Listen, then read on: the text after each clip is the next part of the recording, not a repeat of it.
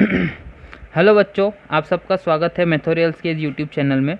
आज हम यहाँ पे देखेंगे क्लास 9th का प्रॉब्लम सेट 1, जिसका सेकंड पार्ट। फर्स्ट पार्ट में या फर्स्ट वीडियो में हम लोग ने क्वेश्चन नंबर 1 से लेकर क्वेश्चन नंबर 5th तक देखा था।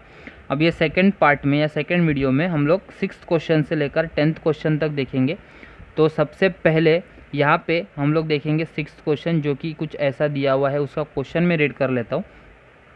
Coordinate of point A on a number line is 1, मतलब एक नंबर लाइन है, एक नंबर लाइन, ठीक है।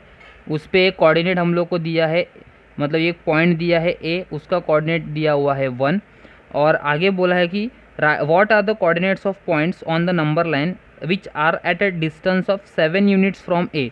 मतलब अगर हम यहाँ पे ए से 7 यूनिट्स दूर टूवर्ड्स राइट जाएंगे, तो यहाँ पे मान लीजिए हम लोग उसको लेते हैं एक पॉइंट सी, और यहाँ पे लिख लेता हूँ मैं 7 यूनिट्स, और 7 यूनिट्स टूवर्ड्स हम लोग यहाँ पे लेफ़्ट जाएंगे 7 यूनिट्स। तो मान लीजिए वहाँ पे हम जो भी कोऑर्डिनेट होगा उसको हम, जो भी पॉइंट होगा उसको हम यहाँ पे ले लेते हैं बी, ठीक है। तो बी का कोऑर्डिनेट हम लोग यहाँ पे एक्स अज्यूम करेंगे और सी का कोऑर्डिनेट हम लोग वाई अज्यूम करेंगे। मतलब ये ऐसा सम जो है वो हम लोग ने पार्ट 1 के वीडियो में प्रॉब्लम सेट के 4th क्वेश्चन में हम लोग ने देखा था। एग्जैक्टली सेम क्वेश्चन था। वहाँ पे हम लोग को पी पॉइंट दिया था, जिसका यहाँ पे जो कोऑर्डिनेट था वो -7 था, और यहाँ पे लेफ्ट हैंड साइड और राइट हैंड साइड में 8 यूनिट्स दिया हुआ था, ठीक है। तो यहाँ पे 7 यूनिट्स दिया हुआ है। तो हम लोग स्टार्ट करेंगे। सबसे पहले हम लोग को अज्यूम करना है ये बी और पॉइंट सी को। तो इधर मैं लिख लेता हूँ लेट पॉइंट बी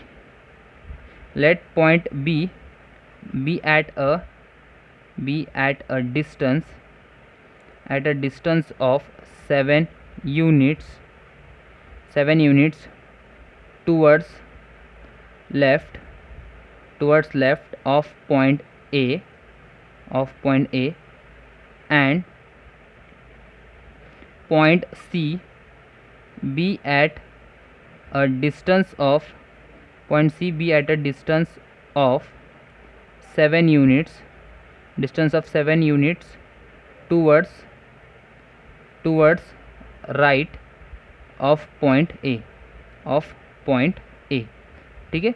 तो यहाँ पे ए पॉइंट के लेफ्ट साइड में हम लोग ने बी लिया है पॉइंट, और राइट साइड में हम लोग ने सी लिया है। अभी हम लोग को ये अज्यूम करना है कि एक्स और वाई जो है वो उनके क्या है, कोऑर्डिनेट्स है। तो सबसे पहले यहाँ पे लिख लेता हूँ मैं let coordinate of point B X and coordinate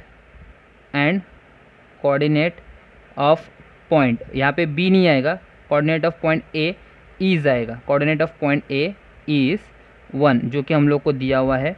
और यहाँ पे सिंस अभी देखना है कि x और 1 में से बड़ा क्या है। तो नंबर लाइन में जो भी राइट हैंड साइड में होगा, जैसे कि ए 1 जिसका पॉइंट है वो राइट हैंड साइड में है, और बी जो है वो बी का कोऑर्डिनेट x है वो लेफ्ट हैंड साइड में है। मतलब 1 जो नंबर है वो बड़ा है, मतलब 1 इज़ ग्रेटर देन x आएगा। Therefore distance between the two points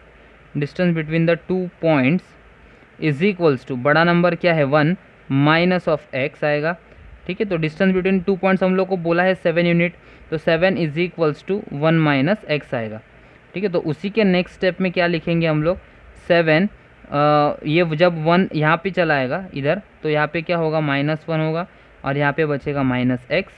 वैसे 7 - 1 करूँगा तो मुझे यहाँ पे क्या मिलेगा, 6 is equals to -x।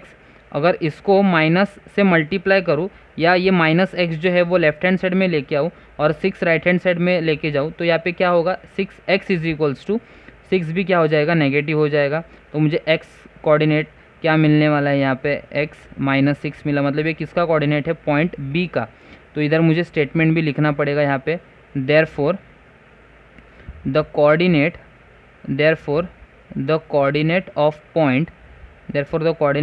Point B is -6 आएगा, ठीक है। तो ये फर्स्ट का हम लोग ने फाइंड आउट किया। वैसे हम लोग को यहाँ पे अभी पॉइंट सी जो दिया हुआ है, ये पॉइंट सी है, उसका हम लोग को अभी फाइंड आउट करना है। तो वो भी हम लोग यहाँ पे लिख लेंगे। सबसे पहले यहाँ पे लिखेंगे कि लेट द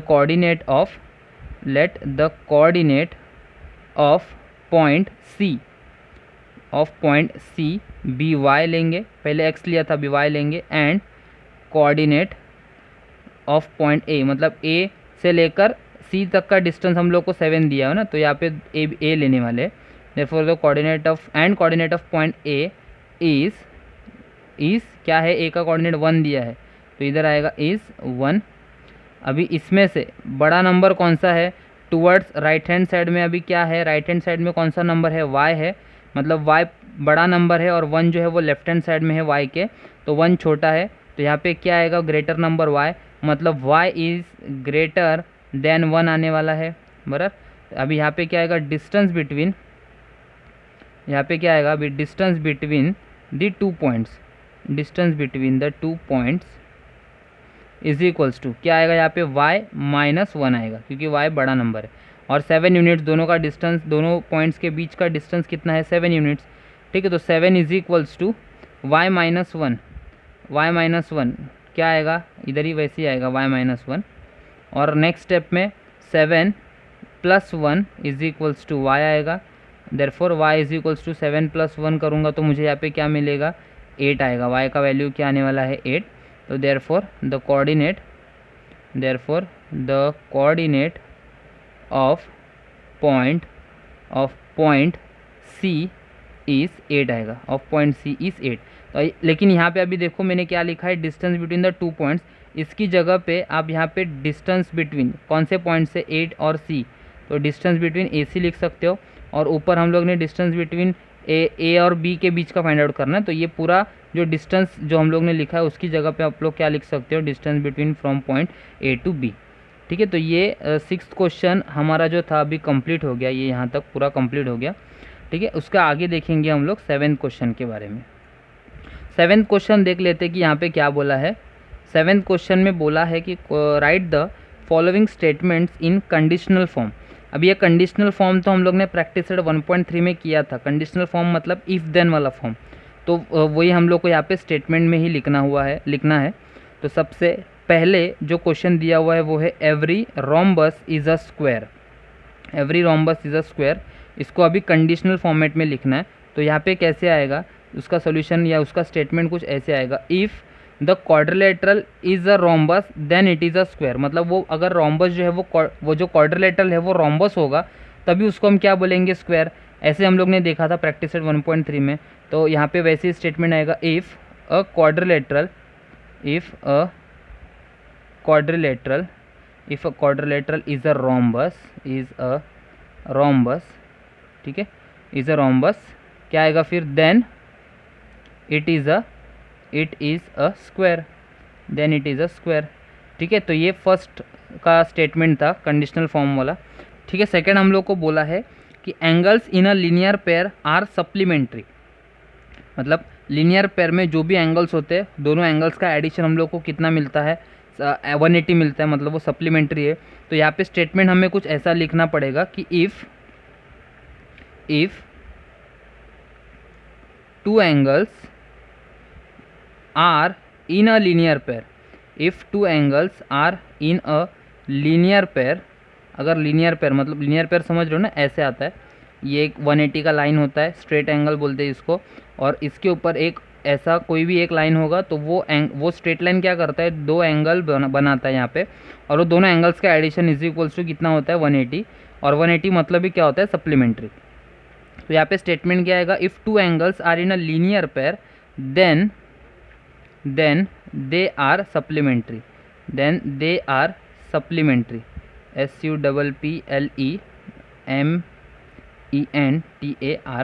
ठीक है, सप्लीमेंट्री। थर्ड क्वेश्चन देखते हैं इसका क्या दिया है। थर्ड क्वेश्चन में बोला है कि a triangle is a figure formed by 3 segments, मतलब जो ट्रायंगल है वो 3 सेगमेंट से बना हुआ है। तो हम लोग को उसका स्टेटमेंट कुछ ऐसा लिखना पड़ेगा, if a figure is a triangle, अगर वो ट्रायंगल है तो ही वो 3 सेगमेंट से बना है, ऐसा हम लोग बताने वाले। If a figure is a triangle,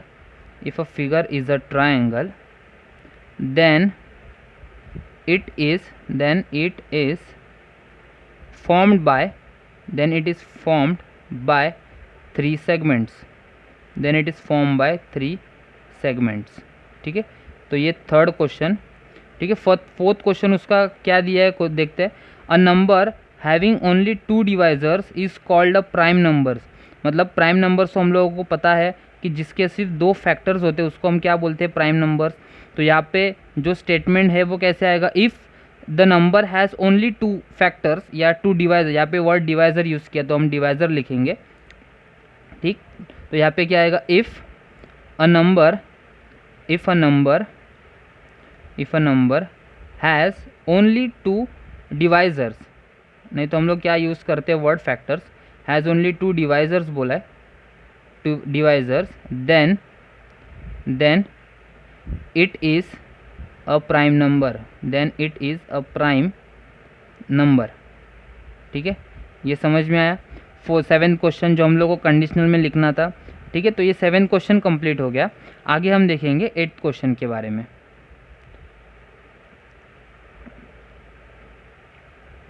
8th question देखते हैं कि यहाँ पे क्या दिया है। Right the converse of each of the following statements. मतलब अभी 7th क्वेश्चन जो हम लोग ने देखा वो कंडीशनल फॉर्म मतलब इफ़ और देन के फॉर्म में था। जो भी स्टेटमेंट दिया था हम लोग को डायरेक्ट सिर्फ इफ़ और देन में लिखना था। यहाँ पे जो अभी स्टेटमेंट दिया हुआ है उसको हम लोगों को कन्वर्स के फॉर्म में लिखना है। मतलब जैसे कि फर्स्ट क्वेश्चन देखते कि क्या है, कन्वर्स कैसे आएगा उसका। हम लोग को बोला है कि if the sum of measures of angles in a figure is 180 then the figure is a triangle. मतलब उसके सारे एंगल्स का एडिशन अगर 180 डिग्री होगा तभी वो क्या बोलेंगे हम उसको, then the figure is a triangle. अगर तीनों एंगल्स का एडिशन 180 आया मतलब वो फिगर जो दिया हुआ है वो ट्रायंगल है। ये हम लोग को स्टेटमेंट में दिया हुआ है अभी, ठीक है। अगर उसको कन्वर्स लिखना है तो उसका उल्टा फॉर्म लिखना पड़ेगा।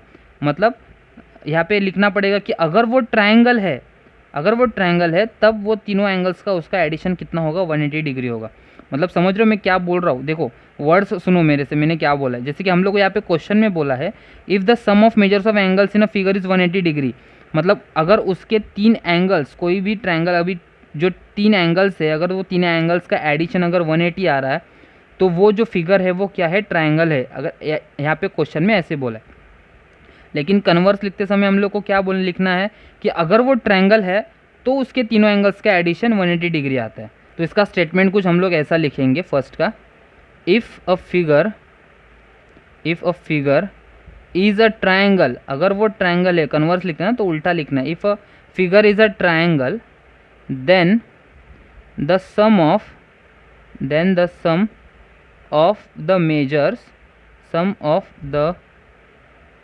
measures of its angles is 180 degree. ठीक है, समझ में आया होगा आपको कि क्वेश्चन में उल्टा दिया था और यहाँ पे हम लोग ने उसका उल्टा फॉर्मेट स्टेटमेंट में लिखा है। ठीक है, तो सेकंड क्वेश्चन ऐसा है कि if the sum of measures of 2 angles is 90 degree then they are complement of each other.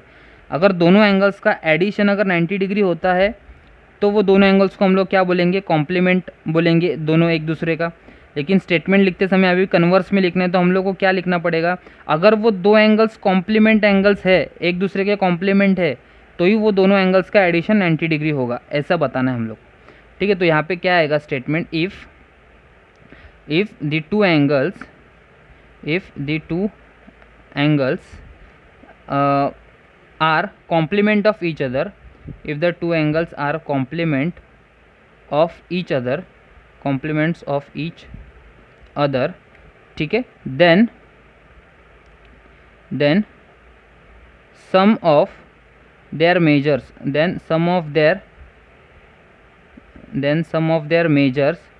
is 90 degree, ठीक है। तो ये सेकंड का हम लोग ने कन्वर्स लिखा। थर्ड क्वेश्चन देखते हैं क्या बोला है, if the corresponding angles formed by the transversal of the two lines are congruent then the two lines are parallel। मतलब हम लोग को यहाँ पे बोला है कि अगर 2 लाइंस को अगर वो ट्रांसवर्सल कट कर रहा है तो उसको हम यहाँ पे क्या बोलते हैं, करस्पॉन्डिंग एंगल्स बोलेंगे। ठीक है, अगर वो कॉन्ग्रुएंट है तो वो 2 लाइंस जो है वो क्या होने वाले हैं, पैरेलल। उसका कन्वर्स क्या आएगा, अगर वो 2 लाइंस पैरेलल है तभी वो जो 2 एंगल्स फॉर्म होंगे, करस्पॉन्डिंग एंगल्स, वो कॉन्ग्रुएंट होंगे, ऐसा हम लोग को लिखना है यहाँ पे। ठीक है, तो अगर मतलब यहाँ पे क्या होगा, if the two lines are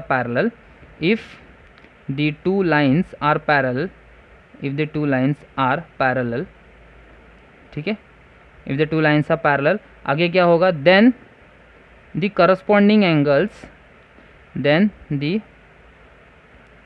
corresponding angles formed by a transversal से बनने वाला, formed by a transversal of two lines are congruent. हम लोगों को कुछ एक्स्ट्रा यहाँ पे लिखना नहीं है, जो हम लोग को स्टेटमेंट क्वेश्चन में दिया हुआ है उसी को इफ़ कन्वर्स के फॉर्म में लिखना है या उल्टा फॉर्मेट में लिखना है। ठीक है, तो ये थर्ड था। फोर्थ क्वेश्चन देखते हैं, if the sum of digits of a number is divisible by 3 then the number is divisible by 3।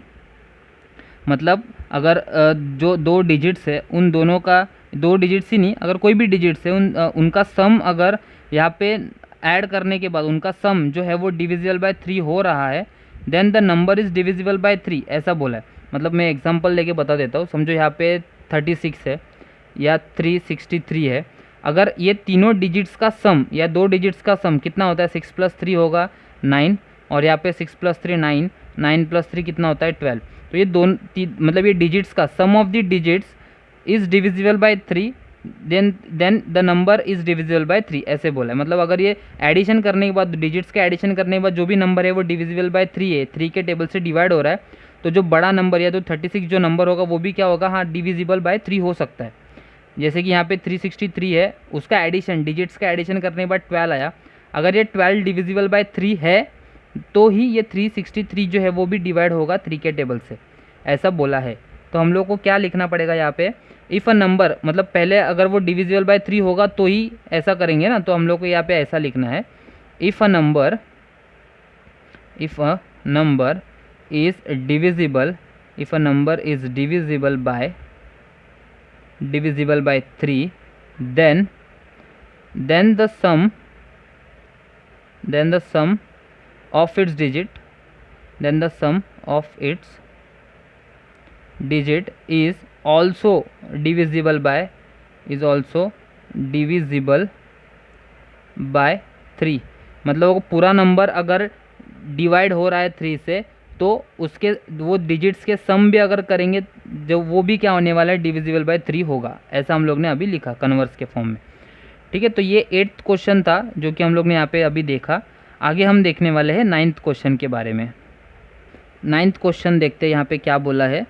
9th question में हम लोग को बोला है कि right the antecedent and the consequent in the following statement. मतलब जो हम लोग को दो स्टेटमेंट्स यहाँ पे दिया हुआ है उसमें से हम लोग को एंटीसीडेंट और कॉन्सिक्वेंट जो पार्ट है वो हम लोग को अलग अलग बताना है।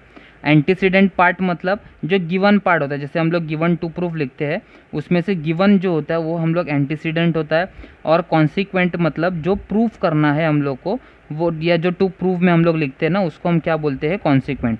लेकिन ये एंटीसीडेंट और कॉन्सिक्वेंट में लिखने से पहले वो जो स्टेटमेंट होता है वो कंडीशनल फॉर्मेट में लिखना पड़ता है। कंडीशनल फॉर्मेट मतलब इफ़ और देन के फॉर्मेट में अगर लिखेंगे तो हम लोग को इजीली पता चल जाता है कि वो जो स्टेटमेंट में गिवन क्या है या एंटीसीडेंट क्या है और प्रूफ करने वाला पार्ट कौन सा है, मतलब कॉन्सिक्वेंट वाला पार्ट कौन सा है। तो सबसे पहला वाला क्वेश्चन देखते हैं। यहाँ पे फर्स्ट क्वेश्चन दिया है कि if all sides of a triangle are congruent then its all angles are congruent. और ये पहला जो स्टेटमेंट है वो पहले से ही कंडीशनल फॉर्मेट में दिया हुआ है। कंडीशनल फॉर्मेट मतलब इफ़ और देन के, जैसे हम लोग ने 7th क्वेश्चन देखा था, स्टेटमेंट दिया उसको इफ़ और देन के फॉर्म में लिखना है, तो वैसे ही ये फॉर्म में दिया हुआ है कंडीशनल फॉर्मेट के। तो यहाँ पे उसी को हम लोग डायरेक्ट कंडीशनल स्टेटमेंट में ही लिख देंगे। तो यहाँ पे मैं लिख देता हूँ कंडीशनल स्टेटमेंट,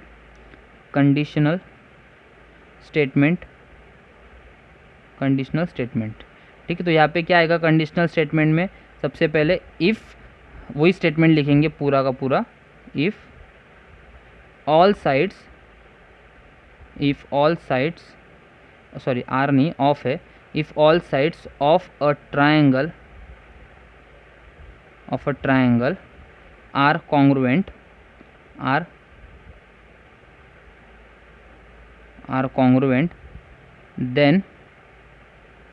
then its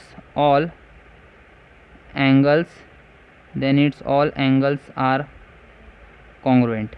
ठीक है, हम लोग यहाँ पे क्या बोला है, अगर वो ट्रायंगल के सारे साइड्स अगर कॉन्ग्रुएंट है तो वो ट्रायंगल के सारे एंगल्स भी कॉन्ग्रुएंट होंगे, ऐसा हम लोग को यहाँ पे बोला है कंडीशनल स्टेटमेंट में। तो एंटीसीडेंट में यहाँ पे क्या आएगा, एंटीसीडेंट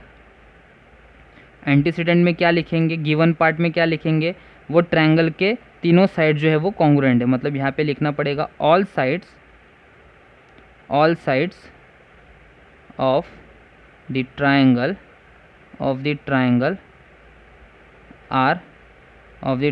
आर यहाँ पे आएगा कॉन्ग्रुएंट। ठीक है, तो ये एंटीसीडेंट हो गया। और यहाँ पे दूसरा कॉन्सिक्वेंट पार्ट लिखना है। तो कॉन्सिक्वेंट पार्ट यहाँ पे क्या आएगा, अगर ऐसा था तो उसके वो ट्रायंगल्स के सारे एंगल्स भी क्या होंगे, कॉन्ग्रुएंट। तो ये भी हम लोग को प्रूफ करना है, all the angles are congruent, all the angles are congruent. ठीक है, तो ये बहुत इजी है, बहुत इजी क्वेश्चन है ये जो हम लोग ने अभी किया 7th 8th और 9th, बहुत ईजी है, सिर्फ स्टेटमेंट फॉर्मेट में हम लोग को उसको लिखना है। ठीक है, तो ये फर्स्ट क्वेश्चन कंप्लीट हो गया। ठीक है, second question, the diagonals of a parallelogram bisects each other. अभी यहाँ पे जो स्टेटमेंट है उसको पहले कंडीशनल स्टेटमेंट में लिखना है, फिर एंटीसीडेंट और कॉन्सिक्वेंट आएगा, क्योंकि ये डायरेक्ट नॉर्मल स्टेटमेंट दिया है। तो सबसे पहले यहाँ पे मैं लिखूँगा कंडीशनल स्टेटमेंट, यहाँ पे आएगा कंडीशनल स्टेटमेंट। ठीक है, कंडीशनल स्टेटमेंट इसका क्या लिखेंगे, अगर वो डायगोनल जो क्वाड्रिलेटरल गिवन क्वाड्रिलेटरल जो है वो पैरेललोग्राम है, तभी उसके जो डायगोनल्स होंगे वो क्या होने वाले, बाइसेक्ट होंगे। तो हम लोग को यहाँ पे स्टेटमेंट में क्या लिखना पड़ेगा, if the quadrilateral is a parallelogram, या if the given quadrilateral is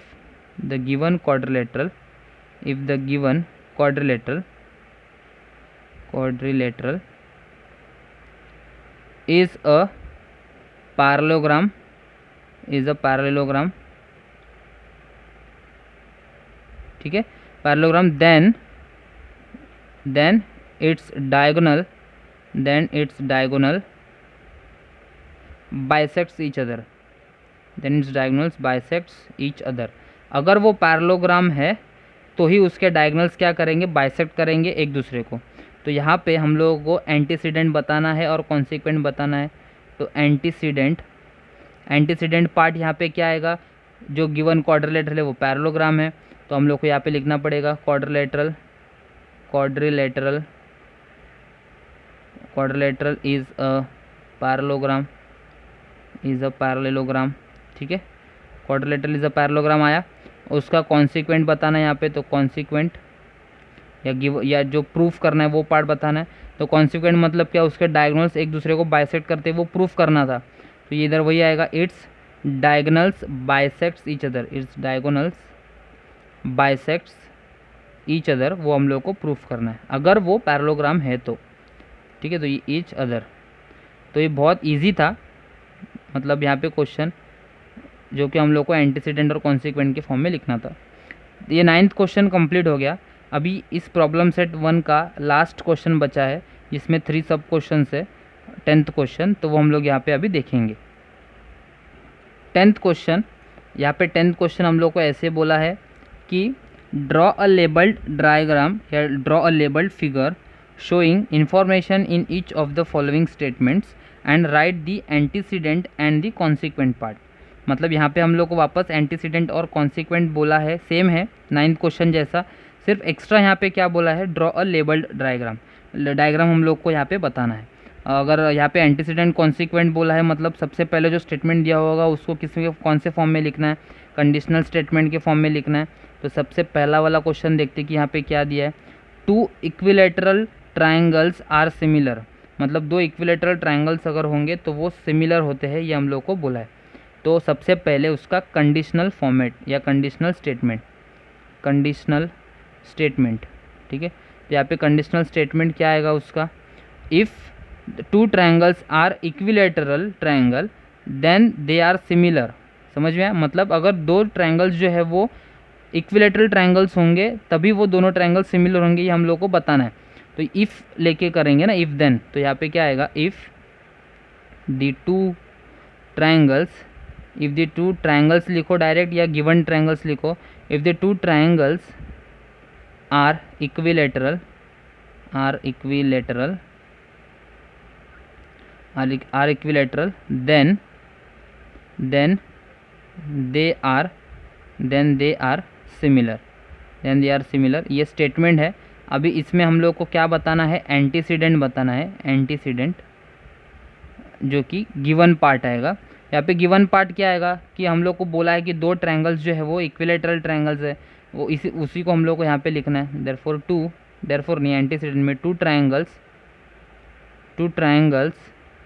are equilateral, two triangles are equilateral triangles, ठीक है। और मतलब अगर यहाँ पे डायग्राम अगर दे दूँ, मैं डायग्राम बता दूँ, इसका डायग्राम कुछ ऐसे निकाल सकता हूँ मैं। यहाँ पे ये ए बी और सी, और दूसरा वाला डायग्राम अगर मैं यहाँ पे बता दूँ तो ये उसका पी क्यू आर दे देता हूँ नाम, इधर आएगा पी क्यू आर। तो ये और ये तीनों साइड्स उसके कॉन्ग्रुएंट होते हैं इक्विलेटरल ट्रायंगल के, ठीक है। तो यहाँ पे अभी उसको जो नेमिंग किया है उसको भी यहाँ पे लिखेंगे। तो दैट इज़ यहाँ पे क्या आएगा फिर, triangle A B C and triangle P Q R, A B C and triangle P Q R are equilateral triangles. तो ये हम लोग को एंटीसीडेंट मतलब गिवन में दिया हुआ है। कॉन्सिक्वेंट में देखते क्या आएगा, मतलब प्रूफ करना जो हम लोग को वो क्या प्रूफ करना है, सिमिलर प्रूफ करना है ना। तो स्टेटमेंट में क्या लिखना था, triangles are similar, triangles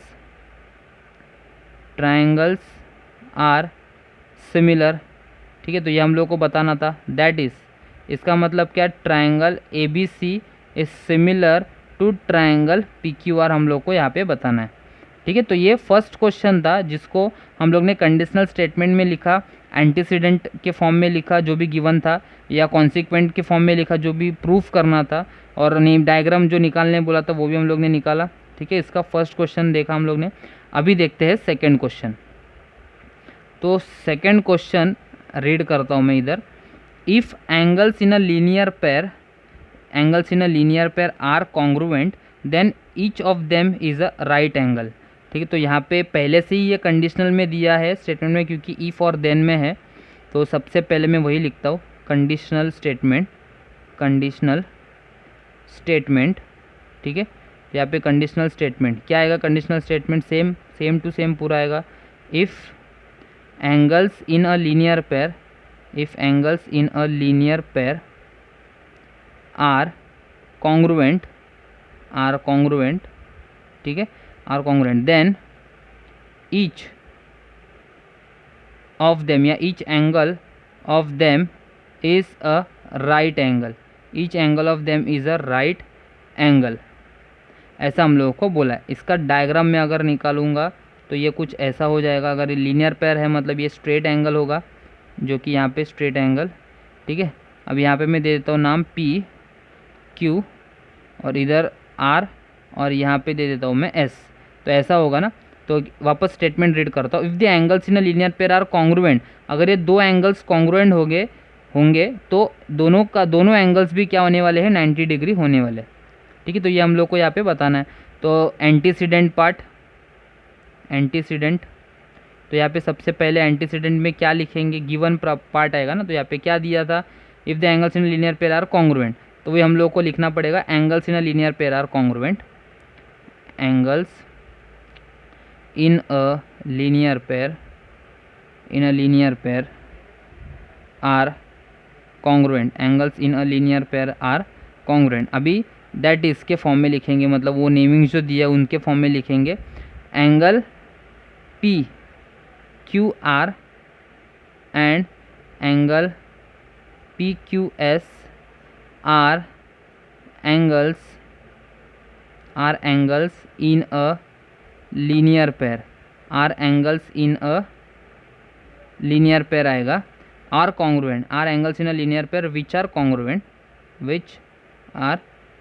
congruent, तो ये हम लोग को गिवन में दिया हुआ है इतना, ठीक है। अभी उसका कॉन्सिक्वेंट पार्ट मतलब क्या, उसका बचा हुआ पार्ट क्या है, then each of them is a right angle. तो जो एंगल्स बनेंगे, दो एंगल्स, वो क्या होने वाले हैं, राइट एंगल होंगे, वो हम लोग को बताना है। तो each angle is a right angle, each sorry, each angle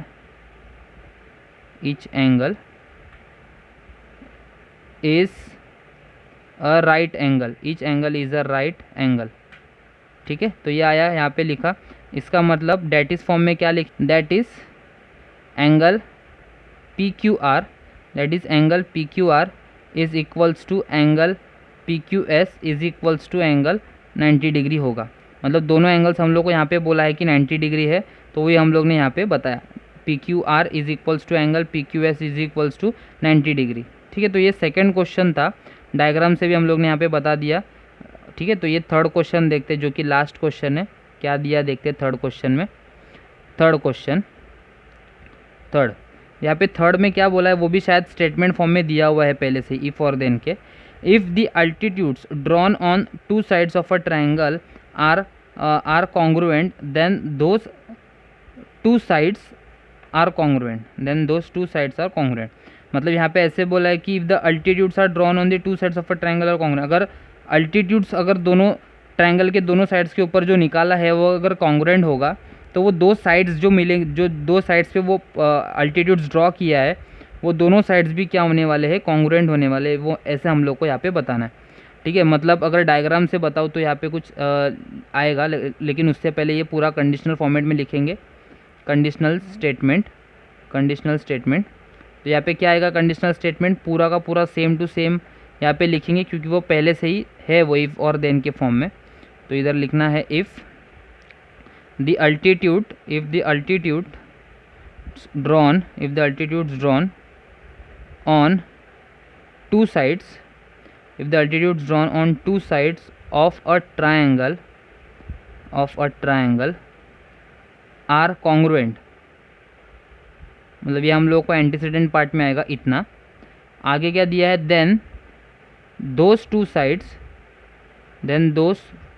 sides are congruent ऐसे बोला है, then those two sides are congruent. ठीक है, हम लोग को डायग्राम अगर बताना है तो कुछ ऐसे बताना पड़ेगा। अगर ये दो साइड्स या दो ऐसा ट्रायंगल है, तो ये इसके ऊपर अगर मैं यहाँ पे परपेंडिकुलर निकालूँ जो कि अल्टीट्यूड, और यहाँ से अगर इसके ऊपर मैं परपेंडिकुलर निकालूँ अल्टीट्यूड, अगर ये दोनों अल्टीट्यूड्स जो है वो अगर कॉन्ग्रुएंट हो गए, जैसे कि ये P और Q यहाँ पे लिखा है, तो PC और BQ अगर यहाँ पे कॉन्ग्रुएंट होंगे, दोनों इक्वल होंगे, तो वो जिस लाइन पे परपेंडिकुलर है, जैसे कि ये AB पे है CP पर अल्टीट्यूड और BQ अल्टीट्यूड AC पे है, तो AB और AC भी क्या होने वाले, दोनों साइड्स कॉन्ग्रुएंट होंगे। तो ये हम लोग को इधर बताना है। ठीक है, तो हम लोग को सबसे पहले एंटीसीडेंट फॉर्म में लिखेंगे। एंटीसीडेंट क्या है देखेंगे, गिवन पार्ट क्या है एंटीसीडेंट में, if the altitudes drawn on the two sides of a triangle are congruent, यही हम लोग को लिखना पड़ेगा। तो altitudes drawn on two sides of a triangle, two sides of a triangle are congruent. ठीक है, तो ये गिवन पार्ट था, लेकिन डायग्राम जो निकाला है उसका अगर हम यहाँ पे लिखें तो यहाँ पे क्या आएगा फिर, in triangle ABC CP is perpendicular to AB आएगा और BQ is perpendicular to AC आएगा। तो ये हम लोग को इतना दिया हुआ है। हाँ, और हम लोग को ये भी बोला है कि PC जो है वो इक्वल है किसको, BQ को इक्वल है।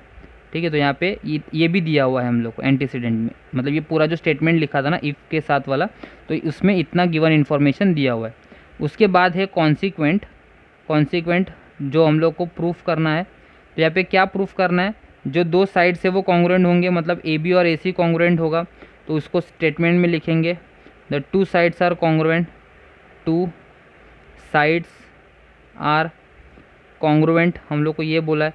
अभी कौन से दो साइड्स, डैट इज़ साइड, यहाँ पे कौन से साइड है, side AB is congruent to side AC हम लोग को प्रूफ करना है। मतलब ये AB और AC हम लोग को कॉन्ग्रुएंट है वो बताना है, AB और AC। ठीक है, समझ में आया ये कैसे निकाला मैंने, और ये कैसा उसका स्टेटमेंट्स कैसे बताया। ठीक है, तो ये थर्ड क्वेश्चन था, लास्ट क्वेश्चन 10th क्वेश्चन का सब क्वेश्चन 3। आई होप आपको ये पूरा वीडियो समझ में आया होगा। अगर आपको ये वीडियो समझ में आया है तो आप इस वीडियो को लाइक कीजिए, शेयर कीजिए, कमेंट कीजिए और चैनल को सब्सक्राइब करना ना भूलिए। Thank you.